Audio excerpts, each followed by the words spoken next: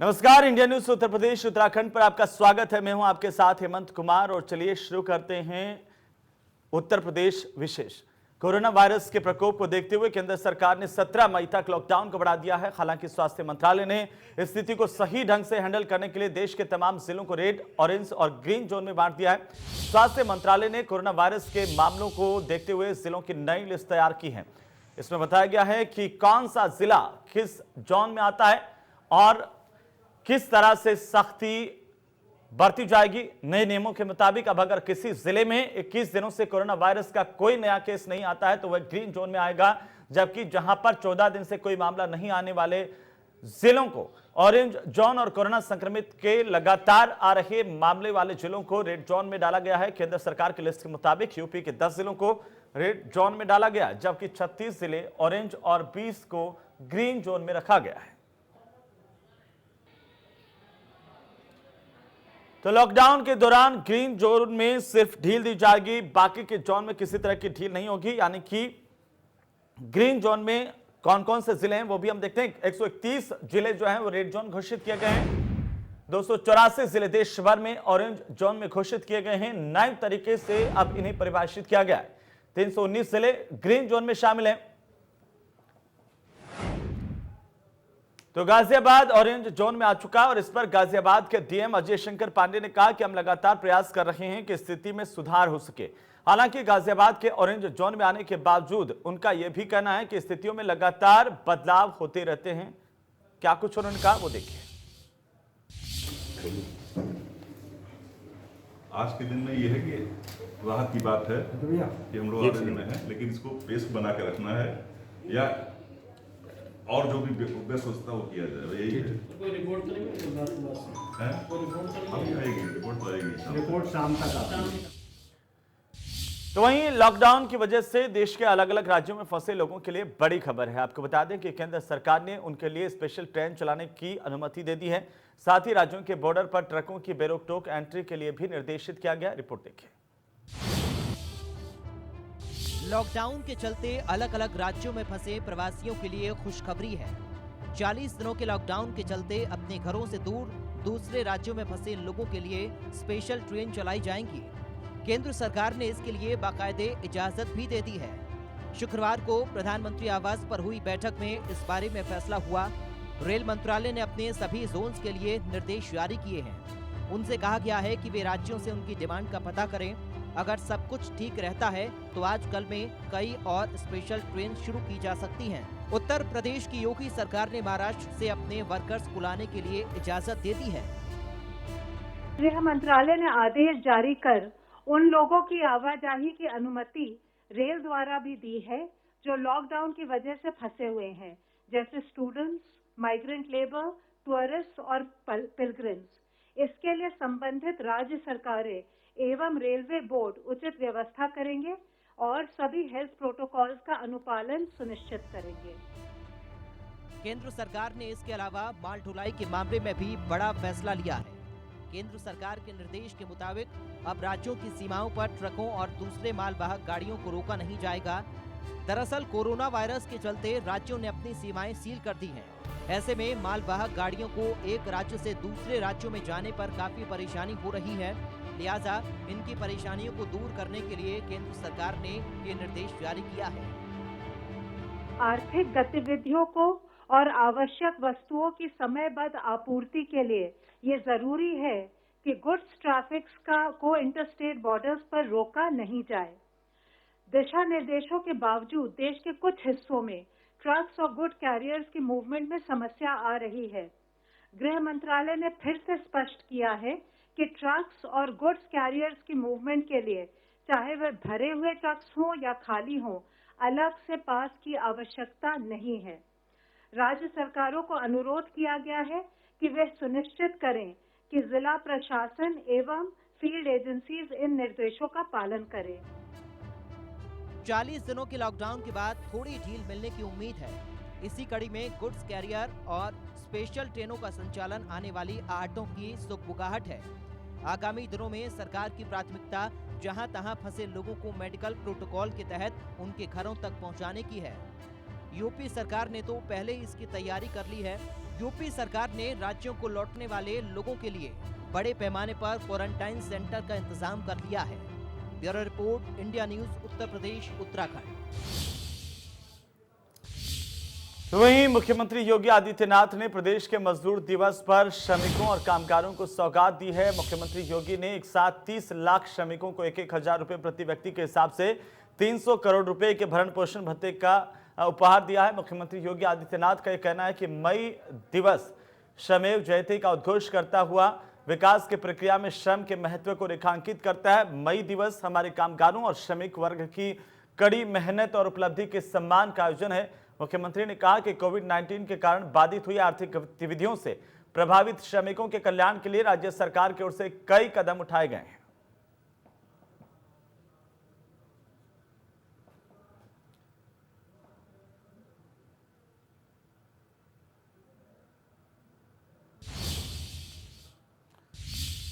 तो मजदूर दिवस पर मुख्यमंत्री योगी ने कहा कि कामगार, श्रमिक, किसान, युवा और उद्योग में कार्यरत श्रमिकों की आर्थिक मदद की जा रही है। हमारा पूरा प्रयास है कि ये वर्ग चाहे ग्रामीण क्षेत्र का हो या फिर शहरी, उसे कोई तकलीफ नहीं होने देंगे। योजना बनाकर इस पर लगातार अमल जारी है। मैं इस अवसर पर प्रदेश के अपने सभी कामगार और श्रमिकों को हृदय से बधाई देता हूं। लॉकडाउन के दौरान आदरणीय प्रधानमंत्री मोदी जी के नेतृत्व में पूरे देश के अंदर प्रधानमंत्री गरीब कल्याण पैकेज के माध्यम से 80 करोड़ नागरिकों को 1,70,000 करोड़ रुपए की गरीब कल्याणकारी योजनाओं के साथ आच्छादित करने का कार्य हुआ है। सरकार उनके रोजगार के लिए, उनकी सुरक्षा के लिए, उन्हें हर प्रकार की सामाजिक सुरक्षा देने, भरण पोषण की भत्ता की व्यवस्था करने के लिए पूरी तरह प्रतिबद्ध है। इसके साथ ही आज हम 18 करोड़ लोगों को पोर्टेबिलिटी के माध्यम से खाद्यान्न उपलब्ध कराने की कार्य योजना को भी आगे बढ़ा रहे हैं। हमने अब तक 2 चरणों में 18 करोड़ लोगों को उत्तर प्रदेश के अंदर खाद्यान्न उपलब्ध कराया है। इन्हें अभी तक राशन कार्ड नहीं बन पाया है, उन्हें हम SDRF के अंतर्गत फूड पैकेट उनको लोग उपलब्ध करा रहे हैं। हर एक व्यक्ति को उत्तर प्रदेश के अंदर कोई भूखों नहीं सोने पाएगा, चाहे वह होम क्वारंटाइन में हो, अपने घर में हो या इंस्टीट्यूशनल क्वारंटाइन में हो। इन सभी के लिए हर प्रकार की व्यवस्था प्रदेश सरकार ने की है। हर एक नागरिक की सुरक्षा, हर एक कामगार और श्रमिक की पूरी सुरक्षा, सामाजिक सुरक्षा, आर्थिक सुरक्षा, रोजगार की सुरक्षा के लिए सरकार पूरी प्रतिबद्धता की। तो वहीं मध्य प्रदेश सरकार भोपाल से 70 मजदूरों को उत्तर प्रदेश भेज रही है। ये मजदूर लॉकडाउन के दौरान भोपाल में फंसे थे। उन्हें 2 बसों से झांसी रवाना किया जाएगा, जहां से वे अपने अपने जिले गांव जाएंगे। रवाना होने से पहले मजदूरों का डॉक्टर्स ने मेडिकल चेकअप किया। इंडिया न्यूज ने मजदूरों से बातचीत की, आप भी सुनिए। मजदूर दिवस है और मध्य प्रदेश की सरकार मजदूरों को कुछ राहत जरूर दे रही है। जो मध्य प्रदेश में जो मजदूर फंसे हैं उनको अपने जिले में, अपने गांव में, अपने घर में भेजने की तैयारी कर ली है। आज भोपाल से करीब 70 जो मजदूर हैं वो यहां से झांसी जा रहे हैं। आप देख सकते हैं। कहाँ के हो आप? चिरगांव।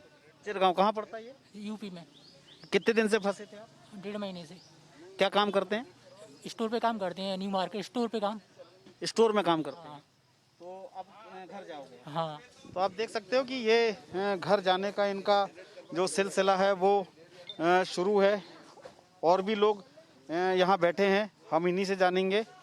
कहाँ के हैं आप? Sir UP Faizabad. क्या करते हैं? सर पेपर देने आए थे और काम भी करते हैं हम हलवाईगिरी का। हलवाई का काम करते हैं? जी सर। तो यहाँ कहाँ रह रहे थे अभी? सर पीर चौकी, पीर गेट चौकी। चौकी। तो अब अपने घर जा रहे हैं? जी सर, अपने घर आ रहे हैं।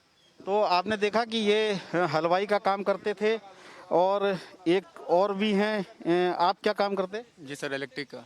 इलेक्ट्रिक का काम करते हैं जी। कितने साल से यहाँ भोपाल में? हो गया 2.5-3 साल। 2.5-3 साल हो गए। तो यहाँ पे कहाँ रह रहे हैं? यहाँ बाग उमरा दुल्ला में। आप गांव कहाँ पर है आपका? यूपी। तो ये देख सकते हैं कि यूपी के विभिन्न जिलों से लोग आ रहे हैं। ये बच्चे भी हैं, महिलाएं भी हैं, बच्चे भी हैं जो यहाँ से अब कुछ 1-2 बसें जो हैं वो सरकार ने यहाँ से की है, जो यूपी में ये बसों के माध्यम से यहाँ से रवाना होंगे। इनको यहाँ पे भी जो अधिकारी हैं वो इनको सोशल डिस्टेंसिंग का पालन भी करा रहे हैं। हमारे साथ तहसीलदार है, हम इन्हीं से जानेंगे ये कितनी बसें हैं और ये कहाँ के लोग हैं, कितने मजदूर हैं जिनको आप अपन भोपाल से यहाँ से भेज रहे हैं। मध्य प्रदेश के जो शासन के जो नियम हैं और निर्देश हैं उनके अनुसार पालन किया जा रहा है और लगभग 70 से 80 मजदूरों को आज हम भेजने की व्यवस्था कर रहे हैं। 2 बसें आज हम रवाना करेंगे यहाँ से और इनको झांसी हम भेजेंगे। इनको हम खाने के पैकेट भी देंगे। केंद्र सरकार की जो गाइडलाइन है उसके मुताबिक एक राज्य दूसरे राज्य से कोऑर्डिनेशन करके इन मजदूरों को एक जगह से दूसरे स्थान पर ले जा सकता है। तो उसी गाइडलाइन के मुताबिक मध्य प्रदेश की सरकार इन मजदूरों को अपने अपने घरों में भेज रही है। कैमरा पर्सन सुनील वर्मा के साथ राजेश शर्मा, भोपाल।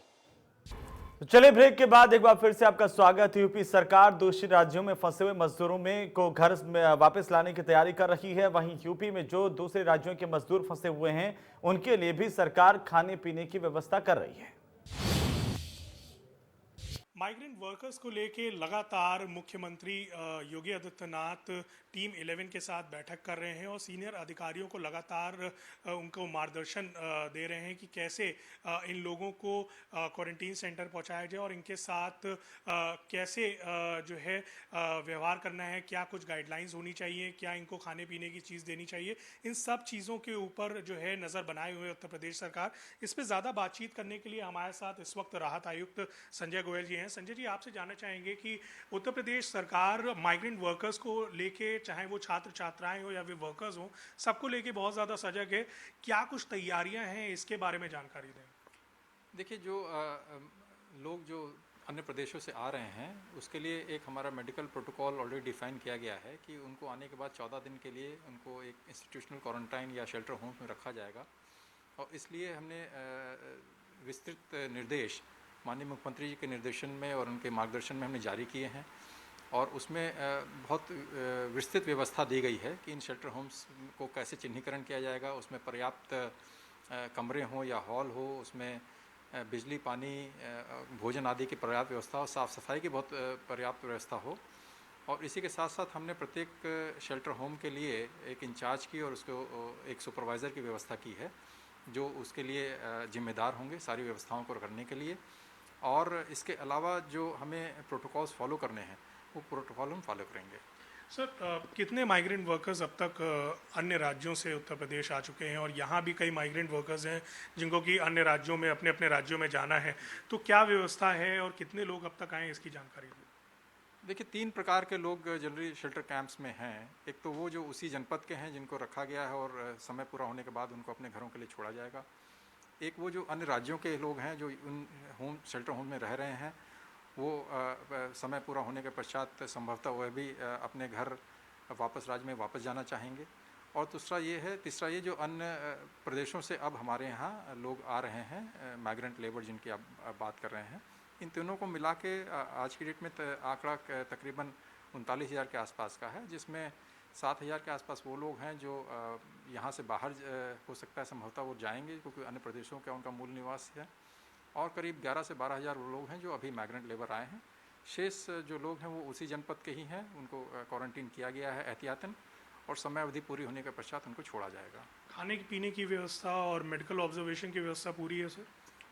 बिल्कुल। देखिए, हर जो इनमेट्स जो हमारे हैं, जितने भी लोग शेल्टर होम में रह रहे हैं, उनका मेडिकल चेकअप कंपलसरी है जब वो आ रहे हैं उनमें, जब उनको वहाँ पे रहने के लिए आ रहे हैं। और उसमें एक प्रोटोकॉल यह है कि यदि किसी भी समय किसी को भी ऐसा लक्षण प्रतीत होता है जो कि कोरोना से संबंधित या उससे दूर, उससे किसी भी प्रकार से उसको हम लिंक कर सकते हैं, उसको तुरंत हम वहाँ से शिफ्ट करते हैं और वो मेडिकल क्वारंटीन में चले जाता है, जिसकी देखरेख मेडिकल डिपार्टमेंट के अधिकारियों द्वारा की जा रही है। ठीक है। तो आपने सुना राहत आयोग को कि किस तरीके से यहाँ पे पूरी व्यवस्था जो है वो अपनाई जा रही है, किस तरीके से गाइडलाइंस को फॉलो करते हुए सारी व्यवस्था जो है वो सुनिश्चित की जा रही है। मेडिकल व्यवस्था से लेके जो उनको खाने पीने की जो चीज़ें देनी है, शेल्टर होम्स की जो व्यवस्था है, ये सारी चीज़ें जो है अपनी तरीके से जो है व्यवस्थित की जाई गई हैं और इसके ऊपर पूरी नज़र मुख्यमंत्री कार्यालय के द्वारा भी रखी जा रही, जो कि समय दर समय अपनी तरफ से जो भी उनको कोई सलाह देनी होती है तो वो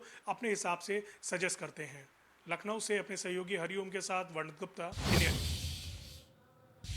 तो वहीं आगरा में कोरोना के 17 नए मामले शुक्रवार को सामने आए। आगरा में कुल मरीजों की संख्या 495 के पार पहुंच चुकी है और इस दौरान यहां पर कोरोना से मरने वालों की संख्या 15 हो चुकी है। शहर में आखिरकार किस तरह के हालात हैं, इस तरह का जायजा लिया हमारे संवाददाता ने। आप भी देखिए। आज नगरी आगरा में कोरोना संक्रमित लोगों की संख्या लगातार बढ़ती जा रही है। संख्या बढ़कर अब 496 हो चुकी है, यानी 500 के आंकड़े के करीब यह संख्या पहुंच गई है। इसमें से 104 लोग ठीक हुए हैं, तो वहीं 15 लोग काल के गाल में समा गए हैं। जो कोरोना फाइटर्स हैं वो भी संक्रमित हुए, तो कहीं ना कहीं वो जो संक्रमित हुए कोरोना फाइटर्स, उसने प्रशासन की परेशानी को और बढ़ा दिया है। Sanjay Singh, India news, Agra.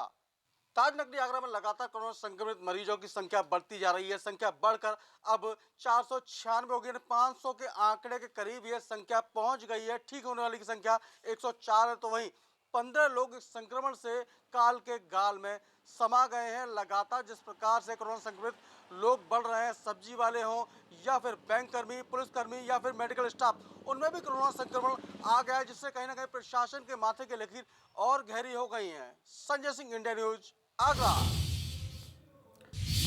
तो वहीं शाहजहांपुर में 11 जमातियों को पुलिस ने जेल भेज दिया। जेल भेजे गए 11 जमातियों में से 9 विदेशी थाईलैंड के जमाती शामिल हैं और सभी को रिमांड पर लेकर के अस्थायी जेल में रखा गया है। विदेशी जमातियों पर विदेश अधिनियम के तहत कार्रवाई की गई है। फिलहाल पुलिस ने इस मामले की विवेचना शुरू कर दी है। कोरोना के मामले सामने आने के बाद पुलिस ने एक मदरसे से 9 विदेशी जमातियों के साथ 11 लोगों को गिरफ्तार किया था। जांच में एक थाईलैंड का विदेशी नागरिक कोरोना पॉजिटिव पाया गया था। बाद में कोरोना पॉजिटिव इलाज के बाद मरीज ठीक हो गया था। सभी को क्वारंटाइन सेंटर के अंदर रखा गया था। पुलिस ने 9 विदेशी जमातियों के साथ ही 11 जमातियों के खिलाफ कार्रवाई करते हुए सभी को जेल भेज दिया। जेल भेजने से पहले सभी का मेडिकल किया गया। गिरफ्तार किए गए सभी जमातियों को अस्थायी जेल में रखा गया है।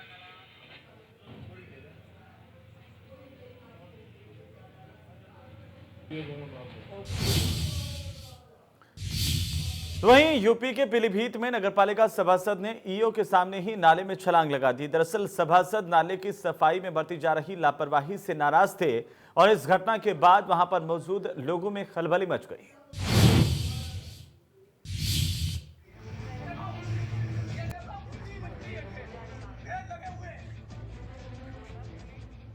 ये हंगामा प्रशासनिक लापरवाही और अधिकारियों की अनदेखी का नतीजा है। आरोप नाले की सफाई में भ्रष्टाचार का है। हंगामा करने वाला शख्स पीलीभीत के बीसलपुर नगरपालिका से सभासद है। सभासद महोदय का आरोप है कि 21 लाख रुपए में नाला ठीक करने का ठेका आवंटित हुआ, फिर कोई काम नहीं हो पाया। आक्रोश इस कदर बढ़ा कि अधिकारी के सामने ही सभासद ने गंदे नाले में छलांग लगा डाली।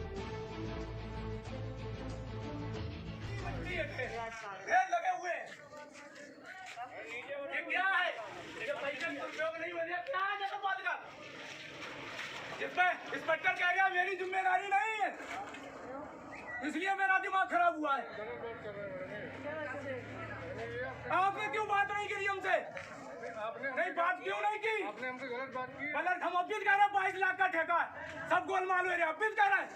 जब आपकी जिम्मेदारी है, आपको फोन करा परसों वाले दिन, हमने आपको परसों फोन किया। रोजे से परेशान क्यों हो? हमने परसों में पीलीभीत के बीसलपुर नगरपालिका क्षेत्र में 32 नालों की सफाई के लिए ठेका आवंटित हुआ।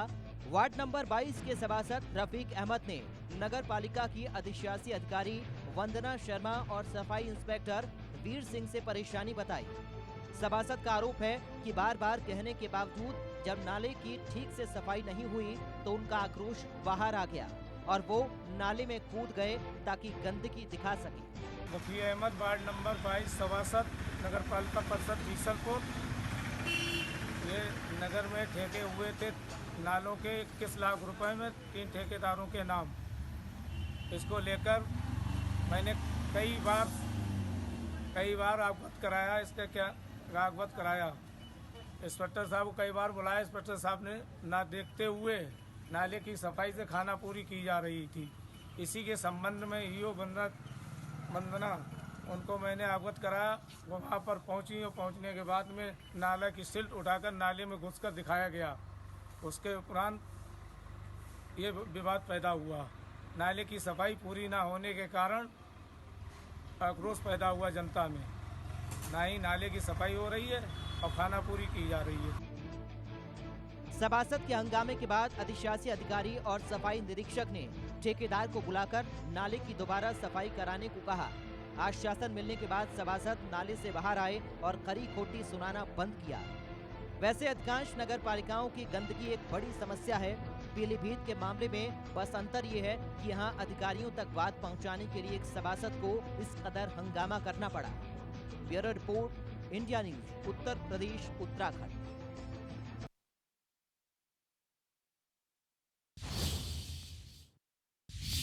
तो चलिए इसी के साथ ही फिलहाल के लिए यूपी विशेष में इतना ही। आप देखते रहिए इंडिया न्यूज। नमस्कार।